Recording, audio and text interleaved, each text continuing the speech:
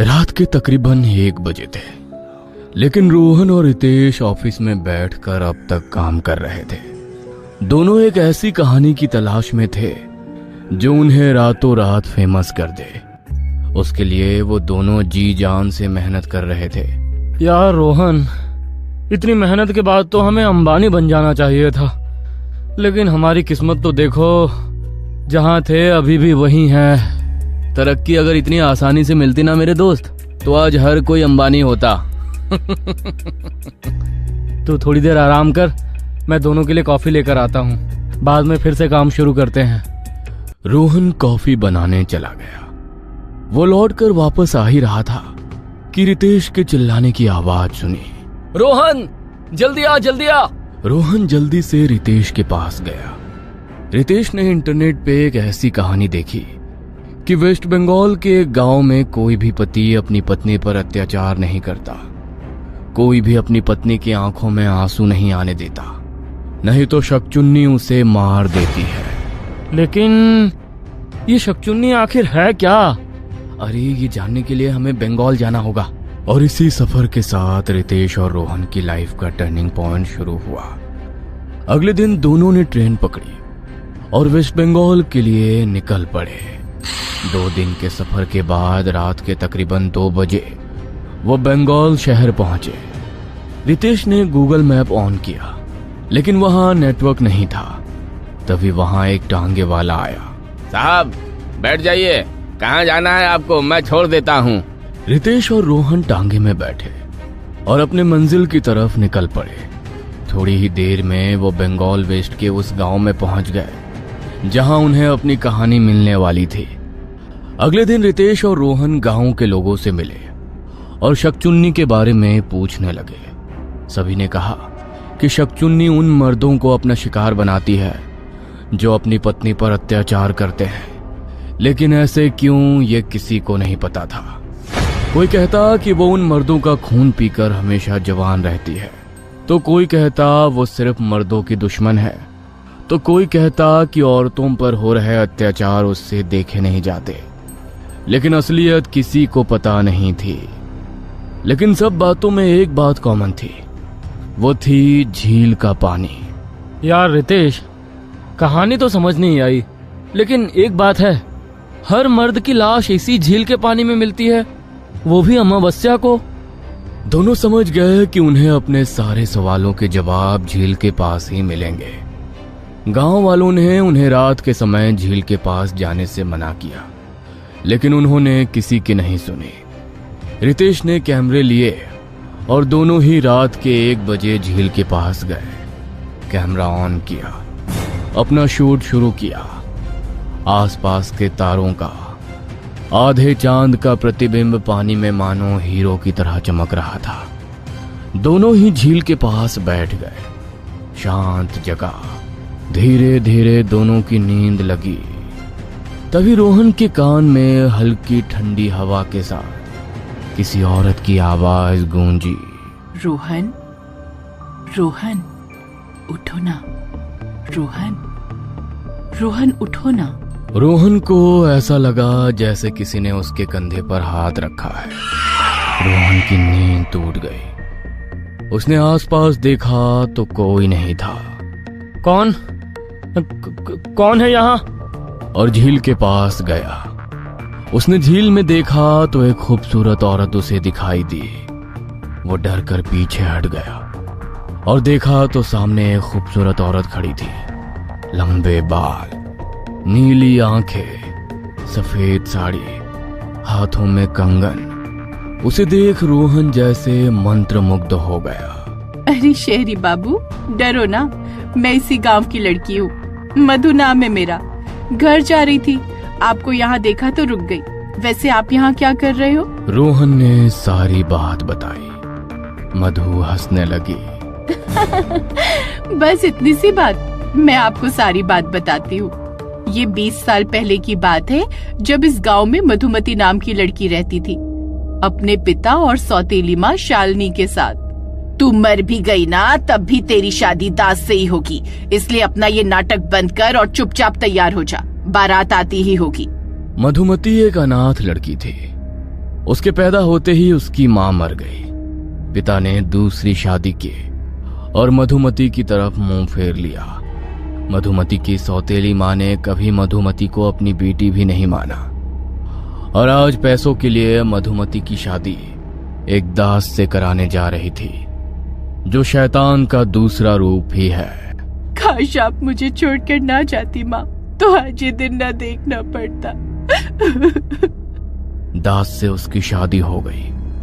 मधुमती को लगा कि उसकी सच्चाई, प्यार और सुंदरता दास को बदल देगी और दास पत्नी के रूप में उसको स्वीकार कर लेगा, लेकिन ऐसा कुछ नहीं हुआ। उल्टा मधुमती की खूबसूरती की वजह से दास उस पे और शक करने लगा, उसे पीटने लगा। ऐसे ही कुछ महीने गुजर गए। जो कभी खिली कली की तरह थी, आज वो मुरझाई हुई दिखने लगी। मधुमती का पूरा शरीर एक रोगी की तरह बनने लगा, लेकिन दास को उसकी कोई परवाह नहीं थी। वो हर रोज शराब पीकर घर आता और उसे मार पीट करता, उस पर शक करता। एक रात करवा चौथ के दिन मधुमती तैयार होकर सफेद साड़ी, लाल सफेद बैंगल्स पहनकर दास का इंतजार कर रही थी। तब दास शराब के नशे में धुत था। उसके साथी ने बताया कि आज उसके घर पर एक अनजान आदमी आया था और बहुत देर तक उसके घर में ही मधुमती के साथ था। ये बात सुन दास गुस्से में आग बबूला हो गया और घर गया। उसने गुस्से में दरवाजा तोड़ा और अंदर गया। कौन आया था यहाँ बताओ? ये आप क्या कह रहे हो? यहाँ कोई नहीं आया था, आपको गलतफहमी हुई है। तेरी इतनी हिम्मत, तू मुझे जवाब देगी, मुझसे झूठ बोलेगी? तुझे क्या लगा मेरे पीठ पीछे तू अय्याशी करेगी और मुझे पता नहीं चलेगा? आज तो तेरी खैर नहीं। दास ने मधुमती को बहुत मारा। उसके बालों को खींचते हुए वो घर के पीछे वाली झील के पास गया और मधुमती को पानी में डुबोया। वो खुद को बचाने के लिए चिल्लाती रही, लेकिन किसी ने उसकी आवाज नहीं सुनी।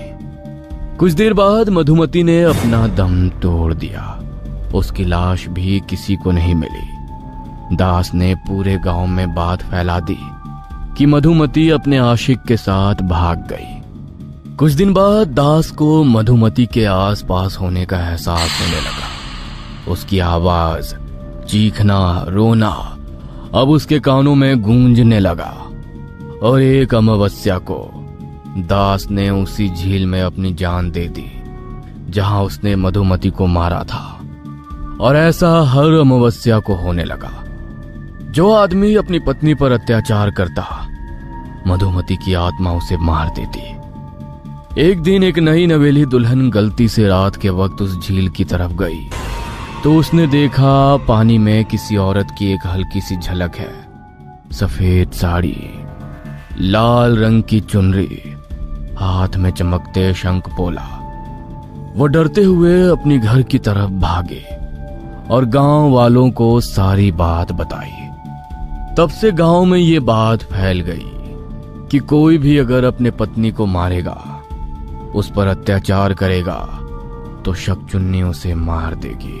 तब से कोई भी मर्द अपनी पत्नी को रुलाता नहीं है। सबको लगता है शकचुन्नी एक श्रापित आत्मा है, चुड़ैल है, लेकिन सच बात ये है कि वो शादीशुदा औरतों की रक्षा के लिए आई है, उन पर होने वाले अत्याचार को रोकने के लिए आई है।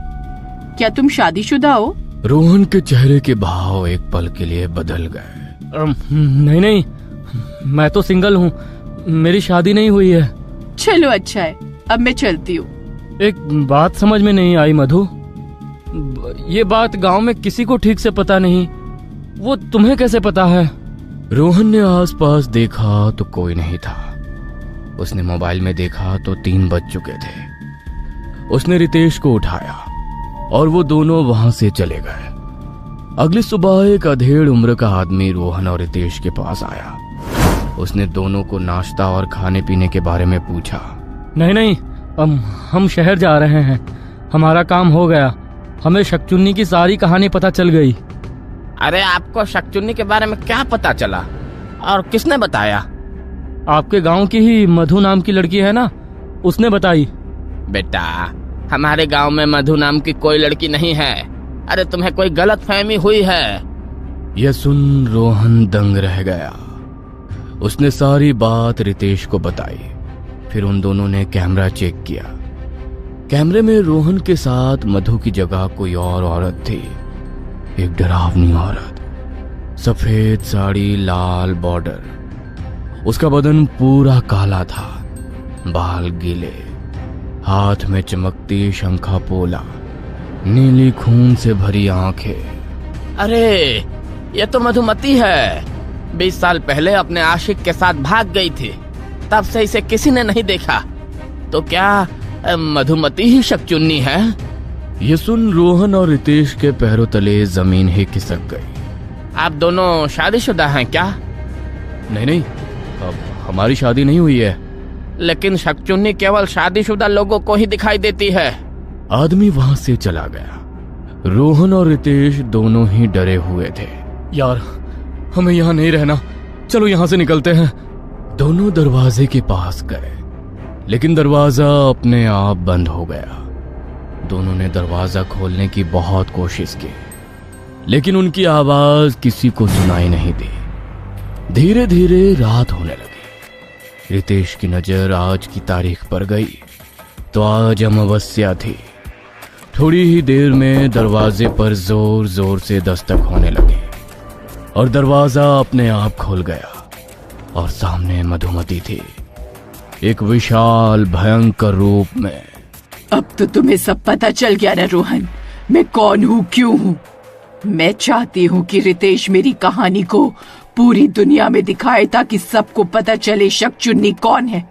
रोहन, तुम यहाँ से जिंदा वापस नहीं जा सकते।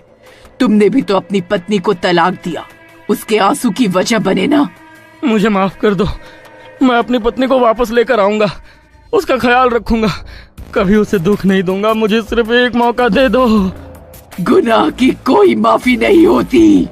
ऐसा कहकर मधुमती ने रोहन के बाल खींचे और उसे झील की तरफ लेकर गई। थोड़ी ही देर में रोहन की चीखें बंद हो गईं।